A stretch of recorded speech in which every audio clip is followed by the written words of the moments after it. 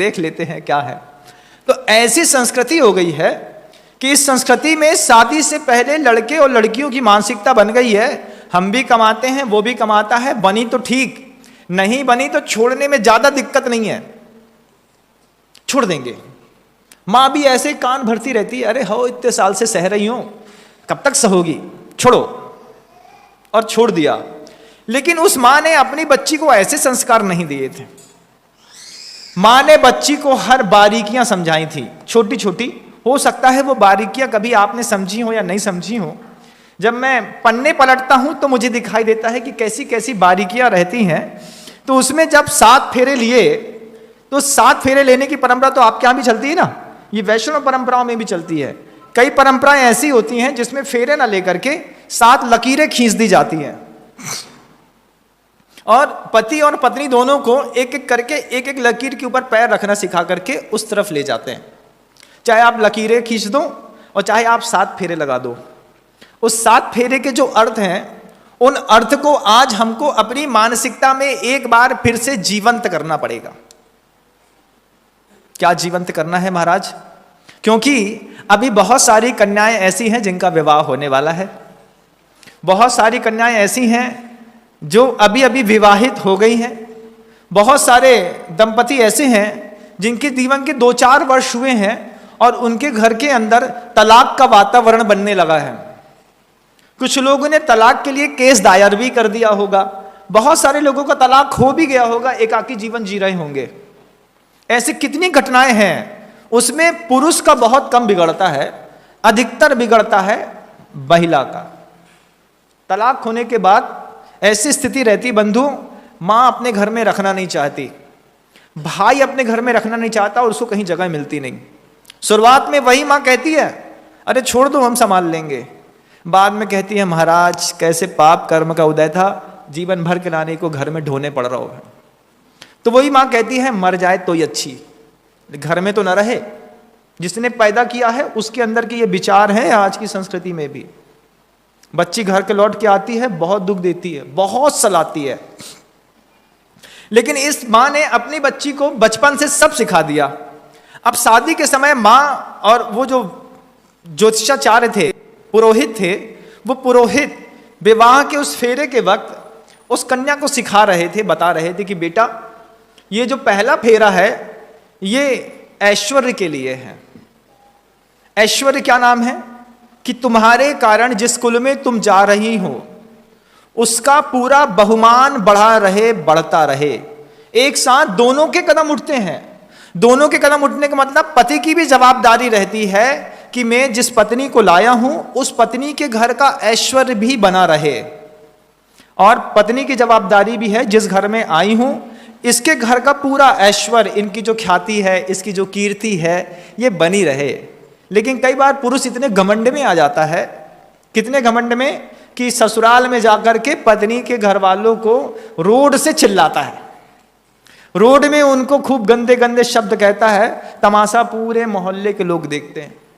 उस समय आपके उस संबंध का पहला भाव खत्म हो गया। आपने अपनी ही पत्नी के घर में जाकर के और पत्नी का ऐश्वर्य नष्ट कर दिया। पत्नी ने पति के घर में आकर के जब सबके सामने पिताजी से तेज आवाज में बात कर दी, भैया अपना काम खुद करना सीखो, पिताजी हम कब तक आपका करेंगे, हमको अपने बच्चे भी तो संभाल लें। ऐश्वर्य खत्म कर दिया, मिट गया। तो कन्या इतनी सुशील हो, उसको सिखाया जाए। संबंध जो बनाए जा रहे हैं वो 2 परिवारों का, 2 संस्कृति का, 2 विचारधाराओं का एक ऐसा मेल है जिससे ये पूरा संसार और भारतवर्ष और उत्थान को प्राप्त होगा। लेकिन ऐसी कोई शिक्षा हम देते नहीं है, बस शादी कर देते हैं। क्या कोर्ट मैरिज कर दी? अरे कोर्ट में दस्तखत करने से किसी को संस्कार मिल जाते हैं क्या? कि शादी के फेरे में, जब शादी का फेरा चल रहा हो, उस समय की जो फुहड़ता आज की हो गई है, उस फुहड़ता की जगह गंभीरता की जरूरत है। सारी नौटंकियां करते हैं आप फेरे के समय, जबकि सारी सजगता के साथ दिमाग में भर देना चाहिए। जितनी बार किसी की शादी हो रही हो, अपनी कुमारी कन्या को ले जाकर के वहां दिखाओ, देखो संबंध हो रहा है और इस संबंध में शादी की गंभीरता देखो। गंभीरता क्या कहती है? पहला फेरा जो पड़ रहा है ना बेटा, ये ऐश्वर्य के लिए है। पत्नी ये बात को स्थापित कर लेती है कि अब मुझे पति के ऐश्वर्य की सेवा करनी है, पति का ऐश्वर्य बना करके रखना है। और पति का भी कर्तव्य है, बच्चियों को सिखाओ ले जा करके, वहां पे तैयार करके जो फुहड़ता का माहौल बनाते हैं, जबकि वहां पे शिक्षा का एक वो केंद्र है। उस शिक्षा के केंद्र में पहली चीज सिखाई ऐश्वर्य। पूरा हो गई ऐश्वर्य। ऐश्वर्य होने के बाद दूसरी चीज, दूसरा फेरा किस बात के लिए? ऊर्जा के विकास के लिए। ऊर्जा का विकास कैसा? कि पति और पत्नी दोनों इस बात के लिए संकल्पित रहते हैं कि हमारा आपका आहार विहार इतना पवित्र होगा जिससे हम दोनों की आयु बढ़े। पंचम काल में उत्कृष्ट आयु 120 साल और पति मर गया 55 साल में। किसी ने पूछा कारण क्या?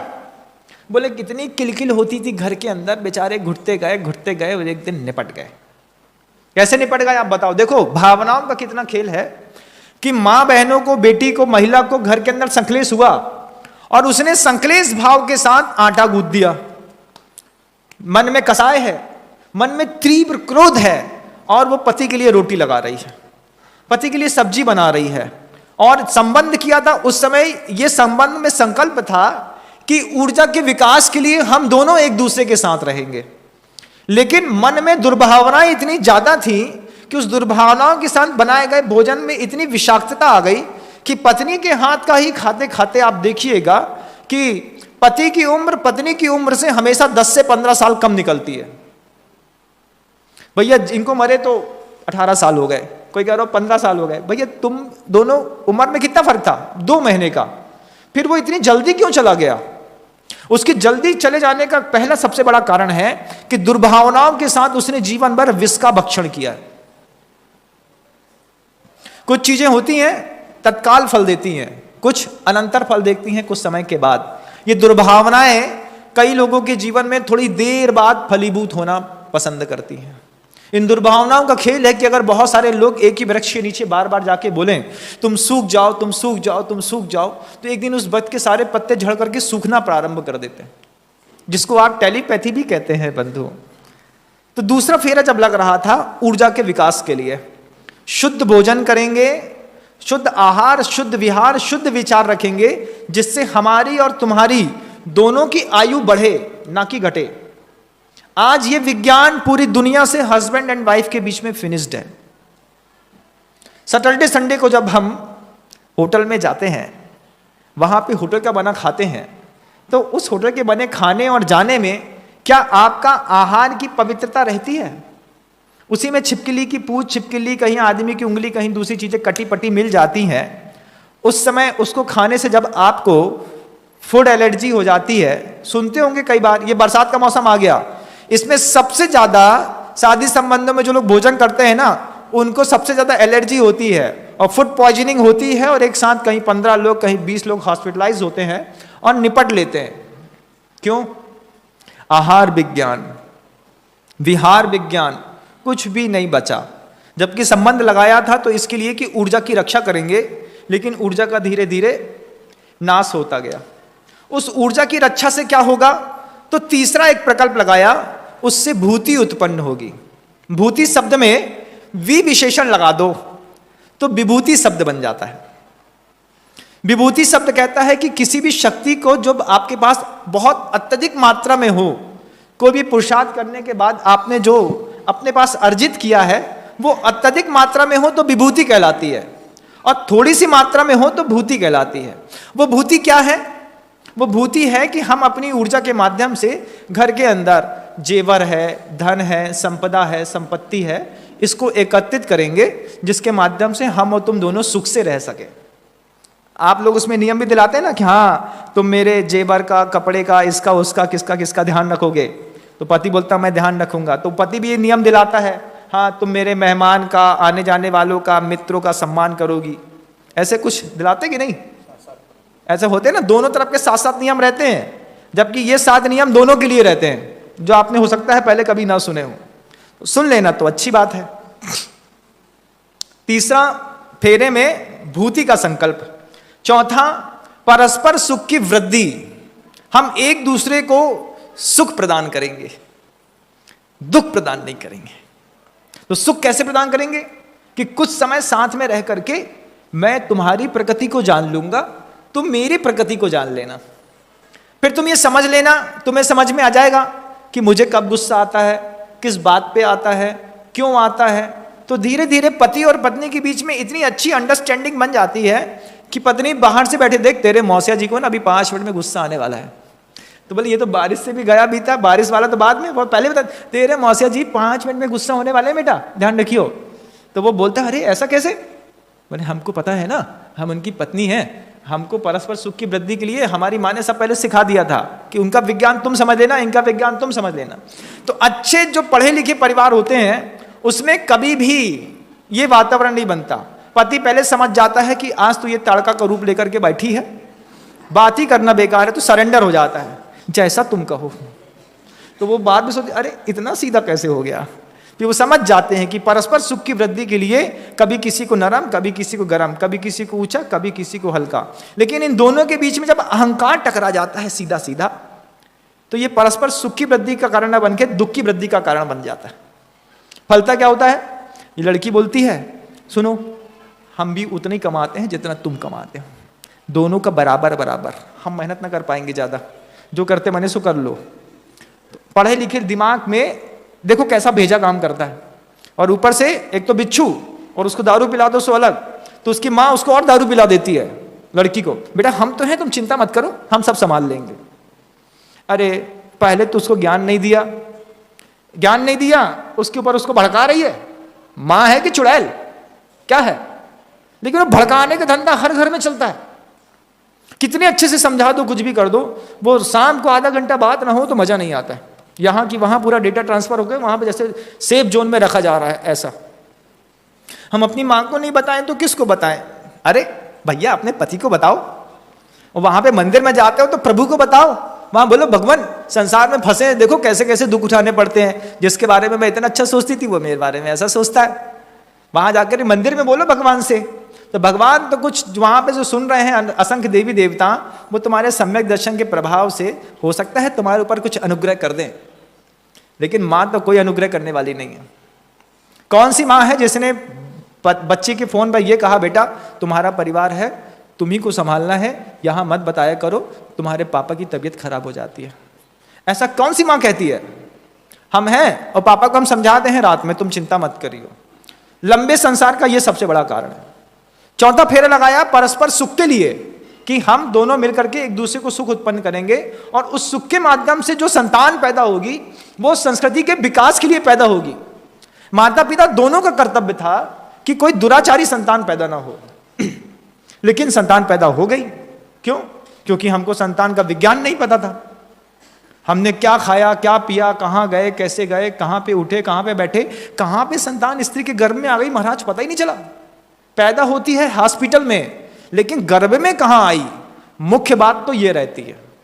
तो जो राजकुल के लोग रहते थे, जिनको अपना राजा को जैसे राजपुत्र पैदा करना है, तो राजपुत्र पैदा करने से पहले उस पत्नी को समझा दिया जाता था अपनी साधना करो, शुद्ध भोजन करो, आचरण की पवित्रता रखो, सब कुछ व्यवस्थित रखो। ज्योतिष से पहले समय पूछ लिया जाता था, फिर काम पुरुषार्थ करते थे, और उस काम पुरुषार्थ के फलस्वरूप जो एक सत्संतान प्राप्ति होती थी, उस संतान की प्राप्ति से राज्य चला करता था। आज तो पता नहीं कहां का खा करके आते हैं, संतान कब हो गई 2 महीने बाद पता चल रहा है महाराज पत्नी को गर्भ है। तो अब हम सोचते भगवान अभी नई नई शादी हुई, विज्ञान का ज्ञान नहीं है, गर्भ आ गया है, अब ये राम आएगा कि रावण आएगा कौन जानता है, किसको पता। बाण तो दोनों के हाथ में है, कर्म दोनों का एक जैसा है, लेकिन कर्ता की भावनाएं अलग अलग हैं। राम ने भी बाण चलाया, रावण ने भी, कर्म दोनों का एक था, लेकिन कर्ता का भाव अलग अलग था। आज पुत्र जो पैदा हो रहा है, जिसको आप कहते हैं महाराज हमारे बस में नहीं, हमको तो लगते नहीं कि हमारी संतान है, हम इतने सीधे, ये इतना सीधा, ये इतना कैसे टेढ़े पैदा हो गया।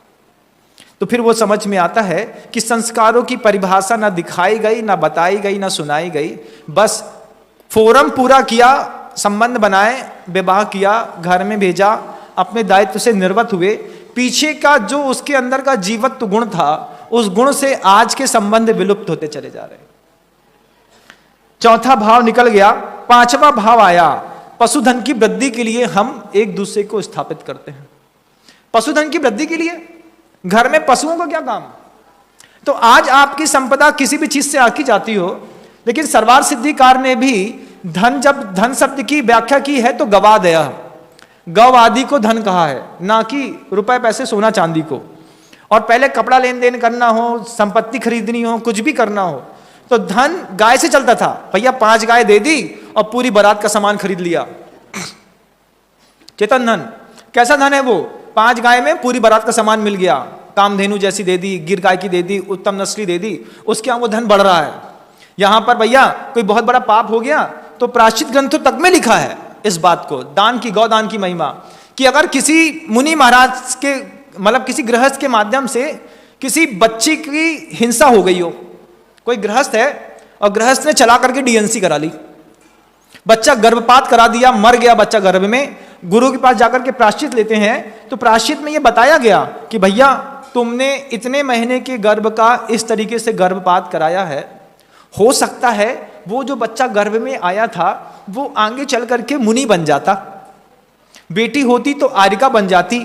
तो आचार्य आपके भावों को सुन करके, समझ करके धारणा बना लेते हैं कि इसको मुनि हत्या का दोष लगने वाला है कि किसी एक गृह सामान्य व्यक्ति की हत्या का दोष लगने वाला है।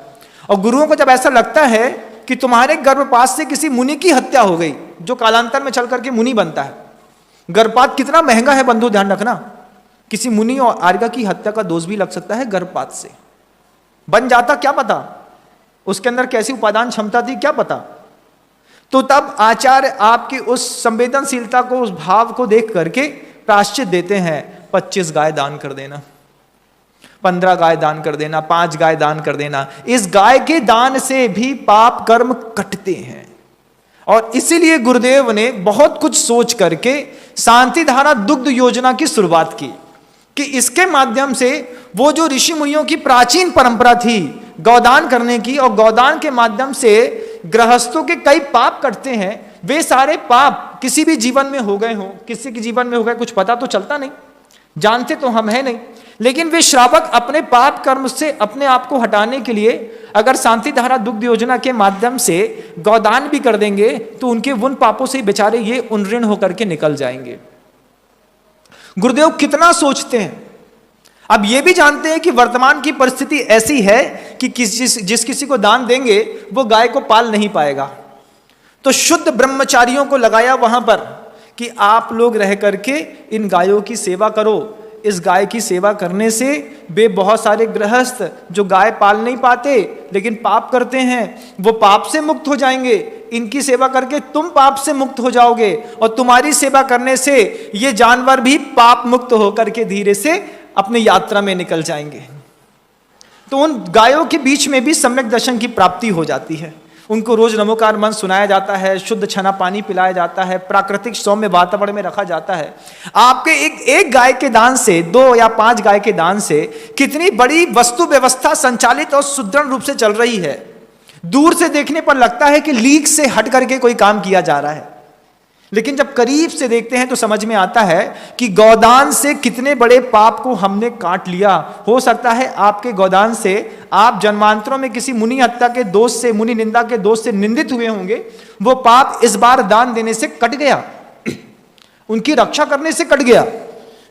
और इसमें भी गुरुदेव तो इतने ऊंचे स्तर पे बैठे हैं कि वो गौदान के लिए भी प्रेरित करते हैं, गौशाला निर्माण के लिए भी प्रेरित करते हैं। गौवध के मांस निर्यात ना हो इसलिए भी सरकार के ऊपर बराबर और निरंतर दबाव बना करके रखते हैं। मांसाहार तो बंद नहीं कर सकते, लेकिन मांस निर्यात ये बंद कर दो। इसके लिए गुरुदेव ने कितना पुरुषार्थ किया है। आज उनका पुरुषार्थ ऐसा फलीभूत हुआ कि आज गुरुदेव के आशीर्वाद से करीब 1500 से ज्यादा गौशालाएं सुरक्षित रूप से चल रही हैं। और एक एक गौशाला में, कई गौशालाएं तो ऐसी हैं जहां 5000 से लेकर के 15-15, 20-20 हजार तक पशु हैं, और वहां पर रह करके वो अपने आप को स्वतंत्र और सुरक्षित महसूस करते हैं। यह सृष्टि का सबसे बड़ा अभयदान है, बहुत बड़ी व्यवस्था है बंधुओं। वो संबंध के साथ बना दी गई पशुधन की वृद्धि के लिए। वृद्धि क्यों करनी है? कभी हो सकता है कोई पाप ऐसा हो जाए जिससे दान देकर के हम पवित्र हो सके। गुरुदेव की वो शांति धारा का जो प्रकल्प था, उस प्रकल्प के पीछे दुनिया को दिखा कि आचार सी दूध डेयरी खोलना चाहते हैं या फिर पनीर बेचना चाहते हैं, घी निकालना चाहते हैं, जबकि शुद्ध आहार और शुद्ध विहार के लिए आपने पहले ही एक परिक्रमा लगाई है गृहस्थ जीवन के लिए। आज आप जो 400 450 रुपए किलो का घी घर के अंदर खाते होंगे, उसमें आधा डालडा, आधी चर्बी और घी का एसेंस रहता है। जब शुद्ध खाओगे और शुद्ध की कीमत पता चलेगी, तब पता चलेगा कि 2-2 हजार रुपए किलो बिकता है। और आपकी ताकत नहीं है, इसलिए वो दिल्ली बंबई से लेकर के विदेश तक बिकता है। कीमत को पता होगा किसी की, तब तो बिकता है। अपनी अपनी धारणाओं का खेल। तो चौथा फेरा लगा दिया आपने परिवार की, पशु की वृद्धि के लिए। उसके बाद पांचवा फेरा लगाया सखा भाव के लिए। सखा भाव क्या है? कब तक हम वासना का जीवन जिएंगे, कब तक मैं तुम्हें पति, तुम मुझे पत्नी समझेंगे। एक वक्त जीवन में ऐसा भी आए जब हम एक दूसरे को मित्रवत व्यवहार करें, हम एक दूसरे को भाई और बहन के जैसा व्यवहार करें। महाराज, पत्नी के अंदर बहन की दृष्टि कैसे हो सकती है? तो जिसकी 7 प्रतिमाएं हो जाती हैं, उसको उसके अंदर, पत्नी के अंदर बहन की दृष्टि आ जाती है बंधु। सप्तम प्रतिमा के व्रत लेने के बाद जब वो अपनी ही स्त्री से ब्रह्मचर्य, कुशील संबंधी चीजों का त्याग करके ब्रह्मचर्य को स्वीकार कर लेता है, तो अपनी पत्नी को बहन के समान मानता है और उसके रक्षण और पोषण की जवाबदारी होती है। और कह देते हैं साफ साफ, कल तक तुम मेरी पत्नी थी, आज मैंने 7 प्रतिमा के व्रत ले लिए, आज से तुम मेरी बहन हो। और इस भाव को स्वीकार करके पत्नी अपने पति के हाथ में राखी बांध देती है कि आज से मैंने तुमको अपना भाई स्वीकार किया, अब तुम मेरी बहन के जैसी रक्षा करना। एक ही जीवन में एक ही स्त्री से इस तरीके के पवित्र संबंध बनाने की कला भी भारतीय संस्कृति में हमको सिखाई गई, लेकिन हम उस भाव से आज भी मुक्त नहीं हो पाए। 80 साल के व्यक्ति से कहो ब्रह्मचर्य का नियम ले लो आजीवन, बोले महाराज जी अभी कृष्ण पक्ष का है और शुक्ल पक्ष की अभी हम साधना कर रहे हैं, धीरे से वो भी हो जाएगा। सुनते हैं तो बहुत शर्म आती है। आप लोग खुद अपने अंतर मन को टटोलिएगा। 70 साल की उम्र हो गई, 72 साल की उम्र हो गई, क्या आप स्पर्श इंद्रिय के उस भाव से मुक्त हो पाए? आज भी लगता होगा, अरे क्या बताएं। हमने देखे ऐसे लोग जिनकी टांगे दोनों खराब, संलेखना की तैयारी, और आकर के हमसे कहते हैं महाराज किसी को भी देखता हूं तो मुझे लगता है कि वो मेरी तरफ देख रही है। हमने कहा भगवान तुम्हारी 7 प्रतिमा है, बोले महाराज मेरे ऐसे पाप कर्म का उदय है कि मुझे यही लगता है कि 7 प्रतिमा के व्रत हैं, भाव ऐसा पैदा होता है मैं नरक में चला जाऊंगा तो मेरी कैसी दुर्गति होगी। तो गुरुदेव के पास जब लेकर के गए तब उनकी दृष्टि खुली और फिर उन्होंने 27 उपवास के साथ संलेखना के व्रत ग्रहण की और अपना समाधि मरण किया। ऐसे भी लोग हैं धरती पर। वो सखा भाव भी पैदा करना। उस सखा भाव के बाद एक और भाव आता है, उस भाव को कहते हैं यहां पर संन्यास भाव, कि मित्रवत व्यवहार करने के बाद धीरे से पति पत्नी आपस में अपने उस उपांत समय को गुजार के जब अंतिम समय की बात आती है तो शारीरिक शक्ति बराबर बनी रहे, 55, 60, 62 साल की उम्र में वो आरिका का आश्रम खोज लेती है। ये यहाँ पर मुनियों की संगति खोज लेते हैं और अपने जीवन को उत्कृष्टता पे ले जाने के लिए पुरुषार्थ करते हैं। उसी गृहस्थों के उत्कृष्टतम पुरुषार्थ की उत्कृष्टता प्राप्त हो, गुरुदेव को कितनी चिंता है, इसलिए अभी उन्होंने तिलवारा घाट में ऐसे 27 गृहस्थों को क्षुल्लक दीक्षा दी। वे सारे के सारे क्षुल्लक कैसे थे? समृद्ध घरों के थे। किसी की उम्र 55 साल, किसी की 60, किसी की 70, किसी की 72।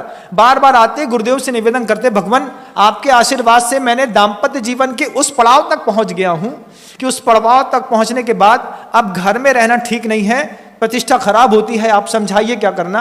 गुरुदेव ने खूब चिंतन किया तो नेमावर में 9-10 क्षुल्लकों को दीक्षा दी और यहाँ पर 27-28 क्षुल्लकों को दीक्षा दी। और इतना ही नहीं, महाराज हमें क्षुल्लक दीक्षा तो दे दी, अब इनका क्या होगा, तो माँ बहनों का क्या होगा। इसलिए उनको 10-10 प्रतिमाओं के व्रत देकर के आज ब्राह्मी आश्रम की पुनः गुरुदेव ने ऐसी स्थापना की है जहां पर 60-65 साल की उम्र से ऊपर होने वाली माँ बहनें निर्दोषता पूर्वक संयम को ग्रहण करके आचरण की पवित्रता के साथ, आहार की पवित्रता के साथ, विचार की पवित्रता के साथ अपनी संलेखना की तैयारी करके अपने उस दाम्पत्य जीवन के अंतिम फल को भोगने के लिए तैयारी कर रही हैं।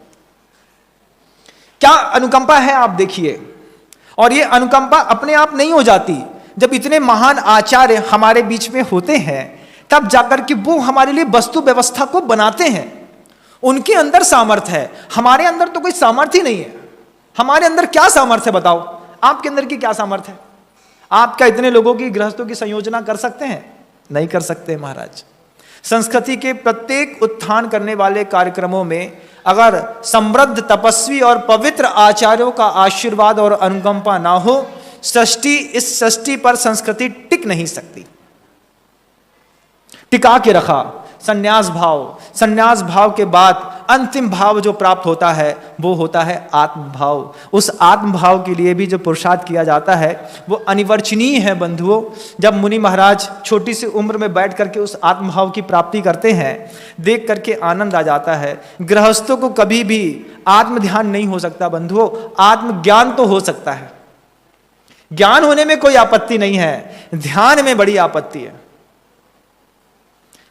ग्रंथों के माध्यम से आप पता कर सकते हैं आत्मा का स्वरूप क्या है, आत्मा कैसी होती है, उसके अंदर कैसे विशुद्धि परिणाम बनते हैं। जानकारी होना अलग बात और उससे अनुभूति का परिचय होना अलग बात।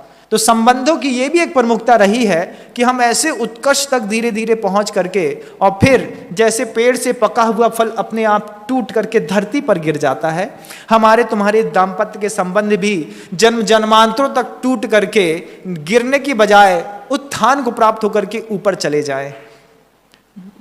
दाम्पत्य का फल कभी भी नीचे गिरने के लिए प्रेरित नहीं करता, वो हमेशा ऊपर उठाता है। जिसको गुरुदेव कहते हैं दाम्पत्य वह जीवन है जो परंपरा से मोक्ष की प्राप्ति अवश्य कराता है।